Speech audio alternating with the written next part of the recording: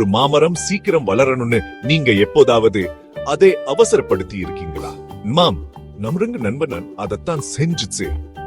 அப்புறம் ஒரு பெரிய பாடம் கத்துக்கிச்சு. ஒரு காலத்துல ஒரு குரங்கு நல்லா பழுத்த மாம்பழத்தை சந்தோஷமா சாப்பிட்டு இருந்துச்சு. சாப்பிட்டு முடிச்சதும் அது மாம்பழ கொட்டையை பார்த்துட்டு யோசிச்சுச்சு, நான் இத நட்டு எனக்குன்னு ஒரு மரத்தை வளர்த்தா என்ன, அப்போ எனக்கு நிறைய மாம்பழங்கள் கிடைக்குமே.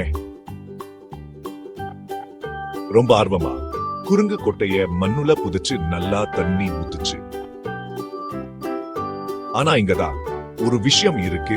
அந்த குரங்குக்கு மரம் வளர்ப்பதை விட மாம்பழம் சாப்பிட்டுறதுலதான் அதிக அக்கறை இருந்துச்சு. தினமும் காலையில அது கொட்டை முளைச்சிருச்சான்னு பார்க்க ஓடி வந்துச்சு.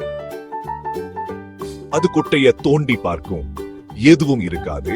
நிம்மதியா ஒரு பெருமூச்சு விட்டுட்டு அப்புறம் மறுபடியும் புதைச்சு வைக்கும்.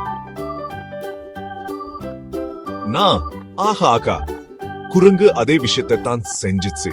தோண்டு, பாரு, மறுபடியும் நடு, தண்ணி ஊத்து. என்ன நடந்திருக்குன்னு நினைக்கிறீங்க? அந்த மாங்குட்டை ஒருபோதும் முளைக்கவே இல்ல. பொறுமை இழந்த குரங்கு கடைசியில அந்த குட்டையை காட்டுக்குள்ள தூக்கி எரிஞ்சுடுச்சு. பாத்தீங்களா, குரங்குக்கு நிறைய மாம்பழம் வேணும்னு ஆசைப்பட்டு சரிதான்.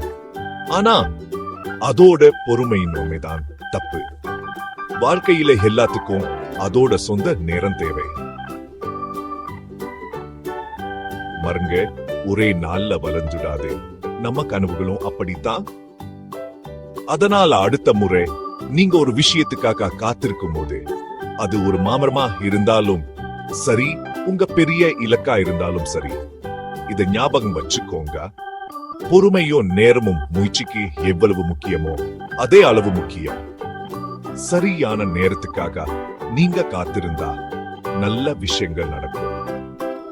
என்ன, எல்லாத்துக்கும் உண்மையிலேயே ஒரு சரியான நேரம் இருக்கு.